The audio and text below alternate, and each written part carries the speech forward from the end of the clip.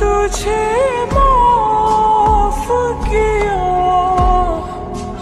जा तुझे माफ किया, दिल को तोड़ने वाले। গত পর্বে আমরা দেখেছিলাম তেদে কলেজে ফ্রেশার্সের জন্য কলেজে যাওয়ার জন্য রেডি হয়ে বেরিয়ে পড়ে এবং কলেজে পৌঁছে জিমিনকে কল দেয় সে কত দূর আছে সেটা জানার জন্য। তবে জিমিন থেকে বলে সে নাকি কলেজে আসতে পারবে না। তের মনটা খারাপ হয়ে যায়। তে ভাবে জিমিন আগে কেন তাকে বললো না যে সে কলেজে আসবে না, তাহলে তো তেও আসতো না। তে এখন একা একা কি করবে? ওরা কত প্ল্যান করেছিল, ফটো তুলবে, ঘুরবে, খাবে, তবে এখন কি করবে? তে এই ভাবতে ভাবতে কলেজের দিকে গুটি গুটি পায়ে এগিয়ে যায়। এগিয়ে যেতেই তার ছেলেবেলার কয়েকটা বন্ধুর সাথে তার দেখা হয়। তারাও এই কলেজেই নাকি পড়ে। তাদের সাথে কথা বলছিল, এমন সময় জিমিনের কল আসে। তখন তে, হ্যালো, কী রে, কী করছিস? এনজয় হচ্ছে তো ওখানে অনেক? আমাকে একটু ফটো টটো তুলে পাঠাস, তোকে কেমন লাগছে দেখবো, কলেজটাকেও দেখবো, ঠিক আছে? সব ফটো পাঠাবি কিন্তু তে। ধুর, আনন্দ কোথায় হচ্ছে, ভালো লাগে না। তুই আসবি না জানলে আমিও আসতাম না। একা একা ভালো লাগে। ওই সেই দিয়া, ওদের সাথে আমি কথা বলছি। তুই আয় না ব্যাং। পিছনে টাকা। বান্ধবী, তুই এসেছিস?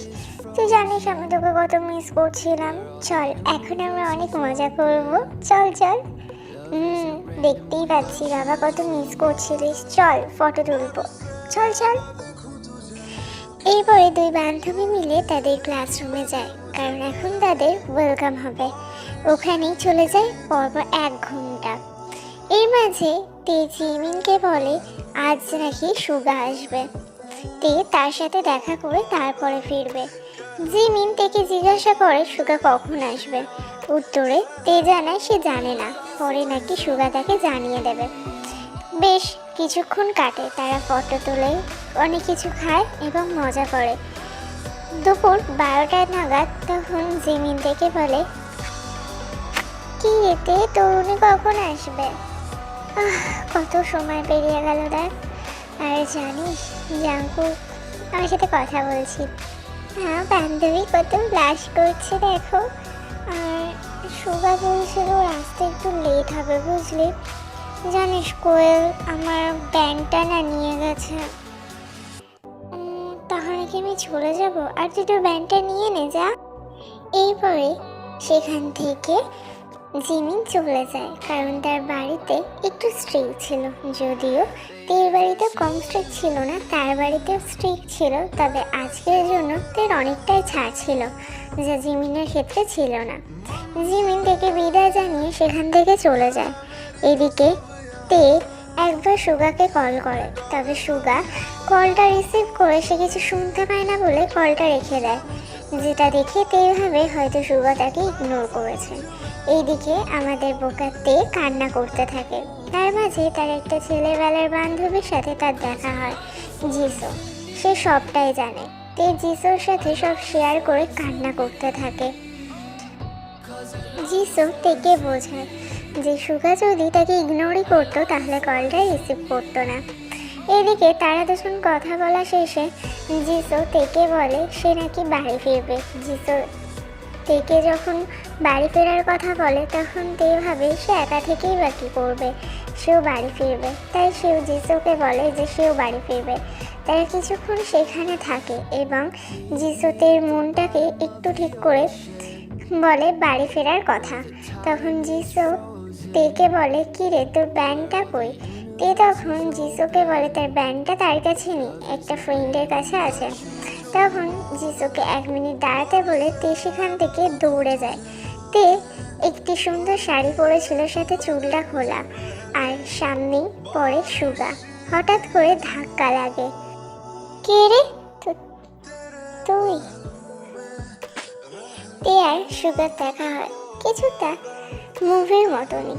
তাদের দেখা হওয়াটা নাক নাকাদের মতনই কেমন যেন ছিল। তো এদিক থেকে দৌড়ে আসছে, হঠাৎ করে তার সাথে সুগার ধাক্কা লাগা। এরপর দুজন দুজনের দিকে তাকিয়ে থাকে। সুগা যেন তের দিক থেকে চোখই সরাতে পারছে না, সাথে তেও। 1 মিনিট পর হঠাৎ তের মনে আসলো যে সে সুগার সামনে দাঁড়িয়ে। একটু নড়ে চড়ে দাঁড়াতেই, কি রে, কেমন আছিস?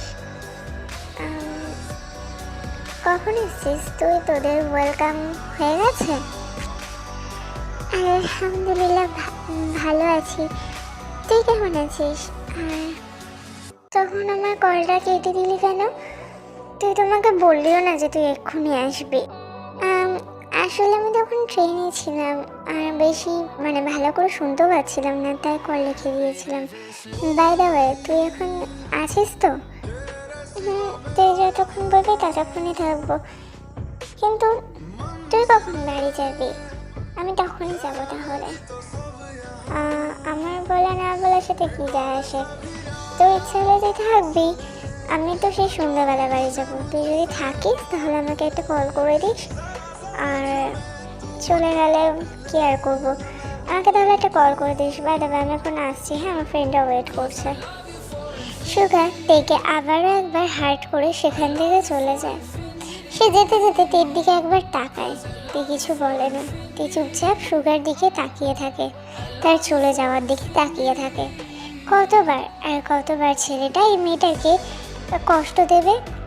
যদি সে তার লাইফে ফিরে না আসতে চায়, বলেই তো দিতে পারে, তাহলে তেতে নিজের মতন থাকবে। হ্যাঁ, যদিও সে তাকে ভালোবাসে। এইগুলো ভাবতে ভাবতে তে চলে যায়, গিয়ে তার ব্যাগটা নিয়ে আসে। সে সোজা যিশুর কাছে গিয়ে সব ঘটনা খুলে বলে। যিশু বলে, আমি তো বলেছিলাম যে ও কিছু ইচ্ছা করে করেনি। যাই হোক, তারপরে তারা বাড়ি ফিরবে বলে রওনা দেয়। ওয়েট, তুই কোথায় যাচ্ছিস? তোকে তো সুখে থাকতে বলেছে, তুই থাকবি না? হ্যাঁ, ও বলেছে, বাট আমি থাকবো না, আমি চলে যাবো। আমাকে অলরেডি মেসেজ দিয়েও দিয়েছি। তোরা এখন যাবি তো? তাহলে আমিও চলে যাবো এখন তোদের সাথে।